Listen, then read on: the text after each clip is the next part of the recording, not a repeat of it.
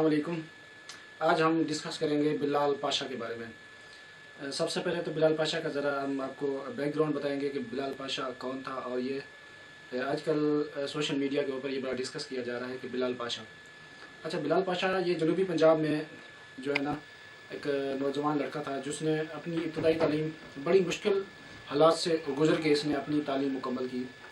تو جو ہمارے آج کل اسٹیٹس ہے، اسٹیٹس کو جس کو ہم کہتے ہیں اکثر ہمارے جو معاشرہ ہے نا، اس کے اندر ہم دیکھتے ہیں کہ جو بڑی پوسٹ پہ لوگ ہوتے ہیں نا، تو ہم اس کو بڑا مطلب انویلڈ سمجھتے ہیں، کرپٹ سمجھتے ہیں کہ یہ اچھا کر سکتے ہیں، ہم سمجھتے ہیں کہ لیکن کرنا نہیں چاہتے۔ لیکن ہمارے معاشرے کی جو سب سے بڑی ایک مشکل آپ سمجھ لیں، یا آپ یہ کہہ دیں کہ یہ ہمارے معاشرے کی سب سے بڑی بدقسمتی یہ ہے کہ جو لوگ نیک نیت ہوتے ہیں ان کے سسٹم کے اندر چلنا بہت ہی مشکل ہے۔ بلال پاشا بھی ایک ایسا ہی کریکٹر ہے۔ آج آپ کو بلال پاشا کے بارے میں ایک کمپلیٹ بیک گراؤنڈ بتائیں گے۔ بلال پاشا نے CSS جو ہے نا، بلال پاشا کی ہم سٹوری تھوڑا سا اس طرح کنکلوڈ کریں گے، CSS سے لے کے اس کی موت تک کا سفر، یعنی کہ اب اس کی ڈیتھ ہو چکی ہے تو وہ CSS اس نے کر کے ایک 17ویں گریڈ کا آفیسر رہا وہ، ٹھیک ہے جی۔ بلال پاشا جنوبی پنجاب کے ایک پسماندہ علاقے میں پیدا ہوا۔ والد دہاڑی دار مزدور تھا۔ مالی حالات اچھے نہ ہونے کی وجہ سے مسجد میں ہی مکتب سے ہی پرائمری پاس کی۔ جنوبی پنجاب کی پسماندگی کا عالم سب پر عیاں ہے، لہذا بلال پاشا نے بھی چھٹی جماعت سے ABC پڑھنا شروع کی۔ انٹرمیڈیٹ ایمرسن کالج ملتان اور بیچلر زرعی یونیورسٹی فیصل آباد سے کیا۔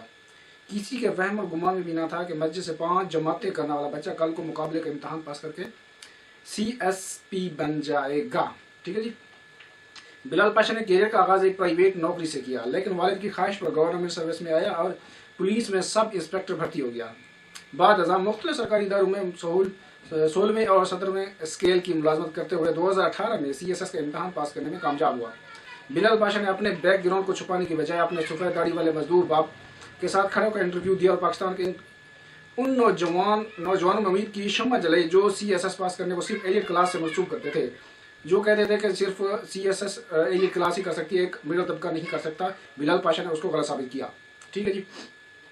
اچھا، یہ سلسلہ جہاں سے چل نکلا، دیکھتے ہی دیکھتے ہزاروں نوجوان CSS کے خواب دیکھ آنکھوں میں سجائے اس سفر پر گامزن ہونے لگے، کیونکہ بلال پاشا ایک رول ماڈل ان کے لیے تھا۔ اچھا جی، یہاں پہ وہ کہتے ہیں عرفان خان نے کیا زبردست جملہ بولا تھا کہ جب ہم جیسوں کے دن آتے ہیں موت بیچ میں ٹپک پڑتی ہے، ٹھیک ہے۔ اور انہوں نے یہ ایک رائٹر ہے، اس کی یہاں پہ ہم نے تھوڑی سی تشبیہ دی ہے کہ جب اچھے دن ہوتے ہیں، یہ بالکل ایسا ہی ہے کہ جب اچھے دن شروع ہوتے ہیں غریب کے تو موت یا کوئی مسائل ان کی طرف آ جاتے ہیں۔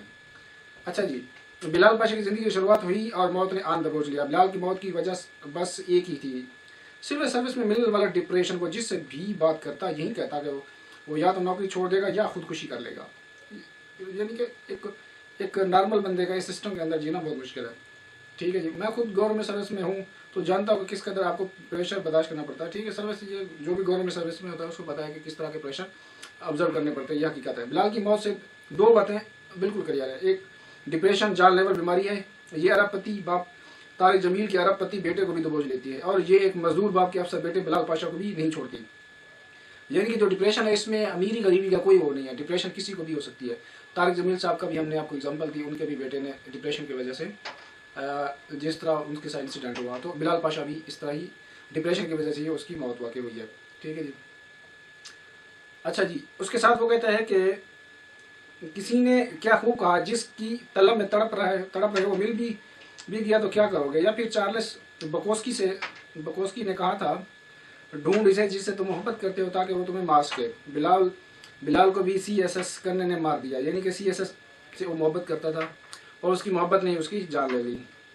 لہٰذا CSS چیز نہیں ہے جس کی خاطر جان سے بھی ہاتھ دھویا جائے، یہ ایسی چیز نہیں ہے، بالکل CSS کوئی ایسی چیز نہیں جس سے ہاتھ دھویا جائے۔ لیکن ہر سال کئی فیصد بیوروکریٹ اپنی نیلی پیلی بتی سجائے 17 کو اللہ حافظ کہتے ہوئے استعفے دے دیتے ہیں، گریڈ 17 کو۔ بالکل صحیح بات ہے، ایسا ہی ہوتا ہے۔ بلال بھی یہی کہتا تھا، یہ لوگ بتی اور سب نمبر پلیٹ دیکھتے ہیں لیکن میرے اندر نہیں دیکھتے۔ آج کی رات بلال کی بارش والد کے لیے بہت بھاری ہے۔ آج وہ اپنے ناتواں ہاتھوں سے اپنے لخت جگر کے سونے جیسے جسم کو سپرد خاک کرے گا۔ آج کی رات بہت طویل ہے، بہت کٹھن ہے، ہر طرف چیخ و پکار ہوگی، بلال کی میت کو روکا جائے گا، لیکن جانے والے کو کوئی کیسے روک پاتا ہے۔ آج رات تو ہوگی لیکن اس کی سحر نہیں ہوگی۔ جب صبح کا سورج طلوع ہوگا تو اس کا بارش باپ گلیوں گلیوں سے صدائیں لگاتا ہوا اسی مسجد کے صحن میں جہاں پہنچے گا جہاں سے بلال نے اپنی زندگی کا آغاز کیا تھا. لیکن اب کی بار وہ میسر نہیں ہوگا. اب کی بار مسجد کے در و دیوار سے بس آہ و بکار سنائی دے گی, وحشت نظر آئے گی, لیکن بلال کہیں نظر نہیں آئے گا. وہ اس نیلی بتی, سبز نمبر پلیٹ اور اس سماج کے خود سختہ معیار سے بہت دور جا چکا ہوگا. اب کی بار وہ لوٹ کے نہیں آئے گا. یہ ایک بلال کی ہم نے شارٹ سٹوری آپ کو بتائی, جو کہ بلال پاشا غریب خاندان سے یا غریب ایک آپ کہہ لیں لائف سے اس نے اپنی سٹرگل کی اور سی ایس ایس کا امتحان پاس کیا. سی ایس ایس کا امتحان پاس کرنے کے بعد اس نے سب انسپیکٹر بھرتی ہوا, تو اس کو کس طرح ڈپریشن یا اس کو ڈپریس کیا گیا جیسے گورنمنٹ سیکٹر میں ایز یوزول یا یہ معمول ہے. تو اس کے بعد جس طرح وہ اس دنیا سے چلا گیا, جس طرح اس کے والد گرامی نے آج اس کا جسم اپنے ہاتھوں سے اپنے ہاتھوں سے قبر میں اتارا, تو یہ ایک بڑی اس کے لیے بھاری رات ہے. وہ بیٹا جس کے لیے اس نے کتنے بڑے خواب دیکھے ہوں گے, جب اس کی خواب کی تکمیل ہوئی تو وہ بیٹا ساتھ چھوڑ کے چلا گیا. تو یہ ہمارے جو معاشرہ ہے اس کے اندر یہ بڑی ہی انفارچونیٹلی یہ چیزیں پائی جاتی ہیں کہ جو غریب طبقے کے لوگ خاص کر جو اوپر آتے ہیں تو ان کو یہ بہت زیادہ اسٹرگل کرنی پڑتی ہے, خاص کر اپنی منزل اچیو کرنے کے بعد بھی. اور یہ چیز بلال پاشا کے ساتھ بھی ہوئی, اور انفارچونیٹلی اس معاشرے کے اندر ایسا بہت سارے بلال پاشا ہیں جن کو ہم بچا سکتے ہیں. تو ملتے ہیں نیکسٹ